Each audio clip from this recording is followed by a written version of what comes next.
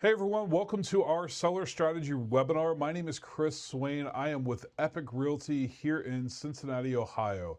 And today we are going to discuss whether or not you should sell your property to a cash buyer or if you should list it on the market.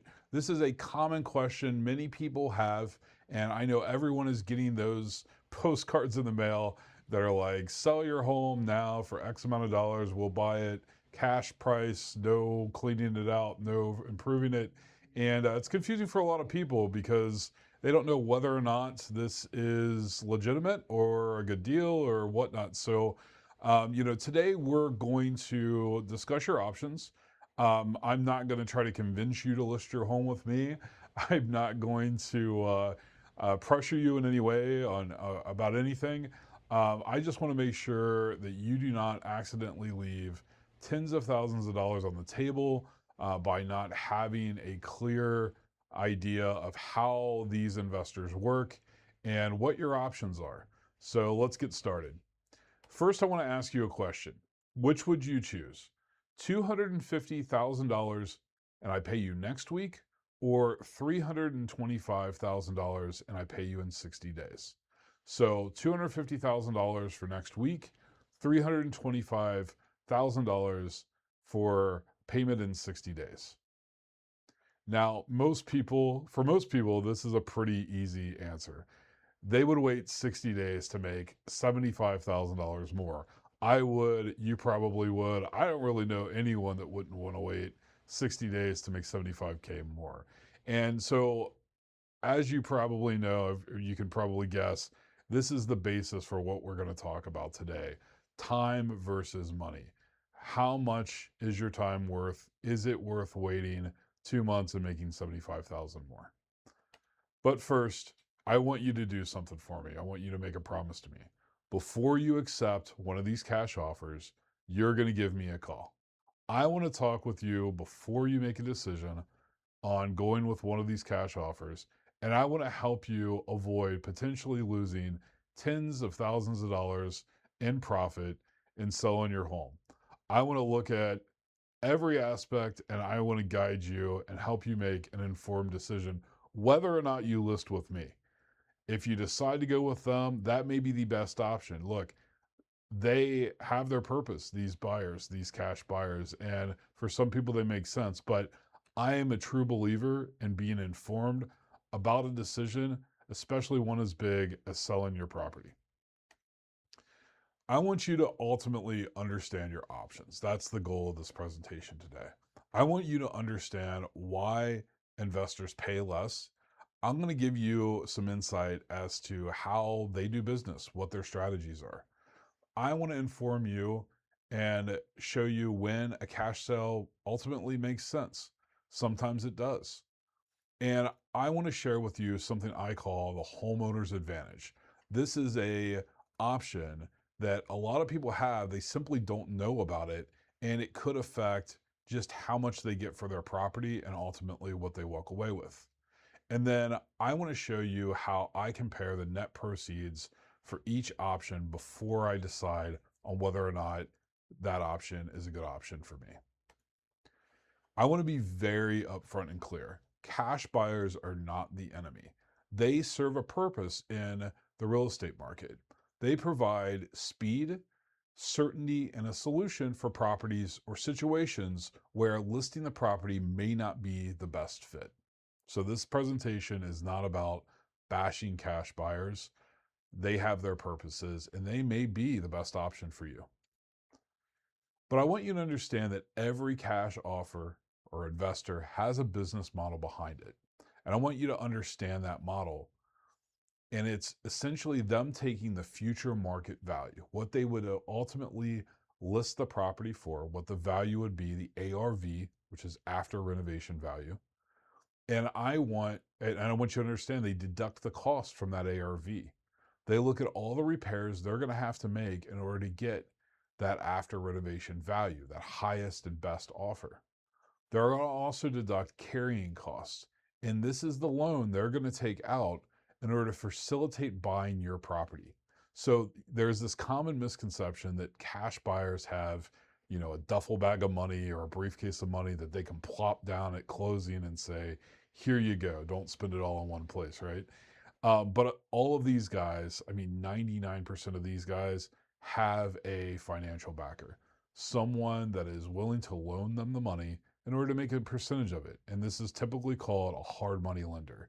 So it's a buddy of theirs, or maybe another company that will loan them the money in exchange for a percentage, typically 12 to, I've seen them as high as 15 to 18%, in order to essentially hold on to that money for the next 60 to 90 days and give them a return. So that's typically called the carrying cost. They're also going to look at, and they're going to figure in the selling costs.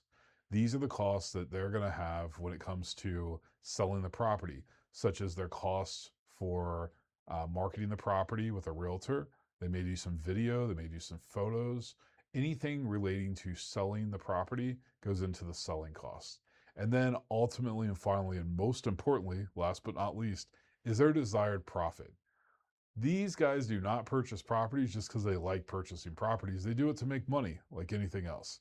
So they're going to want to have some profit margin built into this deal so that they can walk away with a profit and make money and have everybody be happy. So to kind of overview, they look at future market value, they deduct their repairs, their carrying costs, they deduct their selling costs, and they deduct their desired profit. And that's typically when you get a cash offer. And I want to emphasize this: profit is not wrong. They are doing this to make money. They're in business just like anybody else. But the question is whether or not you should be the one making the profit or they should be. So, to break it down and make it very simple for everyone watching, they buy your property, they improve your property, they market your property, and ultimately they sell or they exit the deal and they'll make a profit there. They essentially are buying your home and preparing it for it to be listed on the market. Essentially, getting your property ready to sell is what they get paid for. So let's look at a hypothetical situation, one that a lot of realtors encounter every day. This is Susan. Susan has lived in her home for 28 years. She's raised her family there and she loves her home. It's functional, but it's just a bit dated. She bought it in the 90s and really hasn't made too many improvements because she's lived in it. And there's no real need to make any improvements if you're just living in a property and you're enjoying it. Her home is not distressed. It's not with a leaky foundation, a crack in the roof. Like, it has no major property problems. And this is one of the most common seller scenarios. Someone with a dated home that's not really distressed, it's just dated. It needs updated. So Susan one day opens her mail and she receives a cash offer, a postcard in the mail that says that this investor will pay up to $250,000. They'll close in 10 days, and Susan doesn't have to make any repairs at all to the property. And Susan looks at it and says, wow, I really want to take that $250,000 and move to Florida and spend the rest of my life sitting on the beach. And so she looks at this and is like, wow, that's great. And they can close in 10 days. And it looks like a great deal to her. And it's convenient. She's not going to have to fix her property up. She's not going to have to work with realtors. She's not going to have to do all these things in order to get her home out on the market. But the convenience is real in these deals, but so is the trade-off. So what is that investor going to do? Well, he's going to buy Susan's home for $250,000 and he's going to go and he's going to paint it. He's going to put some flooring in, some fixtures. He's going to do some landscaping, make the home look fresh and clean and modern. He's going to replace the cabinet hardware, the kitchen hardware. He's going to replace some fixtures in the bathroom. Maybe he's going to put a new sink in. And then ultimately, he's going to take some photography, some video in order to market this thing. Now, he is going to put in $22,000 worth of investment into this property because he's going to be working with investor grade contractors, individuals that are licensed contractors, but they work with investors. So they're not expecting to get paid a ton of money. They just want to get some jobs. They're in the volume business. So to break down the deal, the preparation is essentially $22,000, and the improvements rather $22,000 after he pays Susan the $250,000. So he has a total investment of 272,000, and he puts the property on the market for 350,000, and it ultimately ends up selling for 339,000. He has made a total profit of $67,000. Now, there may have been some hold costs in there. He may have had to pay a little bit of a interest to his hard money lender. But ultimately, he's making over $70,000 on this deal. I'm sorry, over $60,000 on this deal. And the question I have for you is, should the investor be the one seeing that additional profit, or should you be the one seeing that additional profit? Your convenience in a cash offer often leaves money on the table. These investors need a margin because they ultimately need to make money.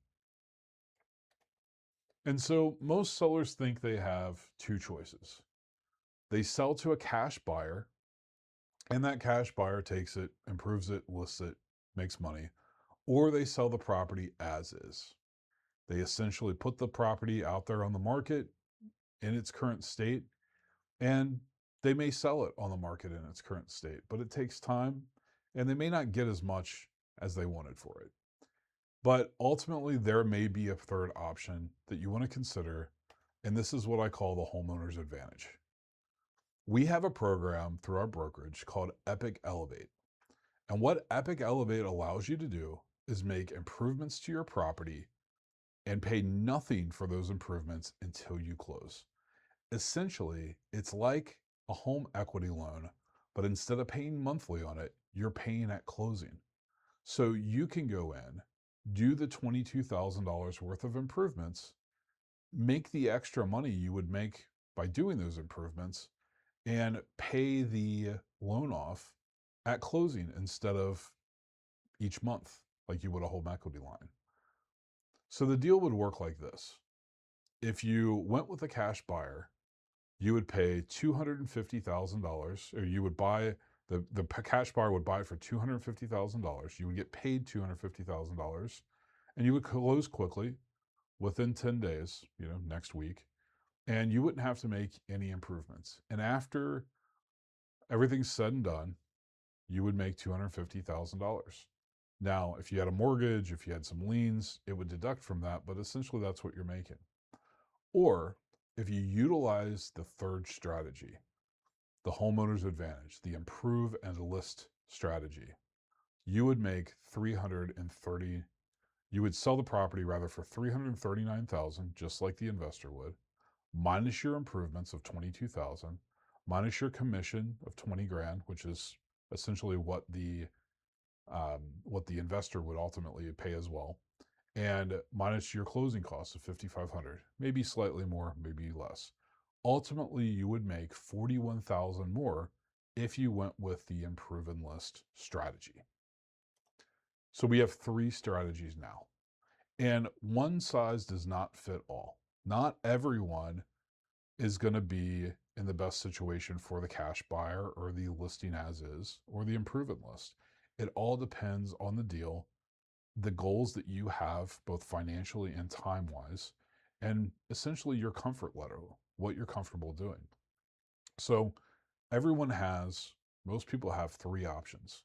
Cash buyer, it gets you the fastest close, it's the most convenient, and you sacrifice that convenience for a lower price. The second option is to list as is.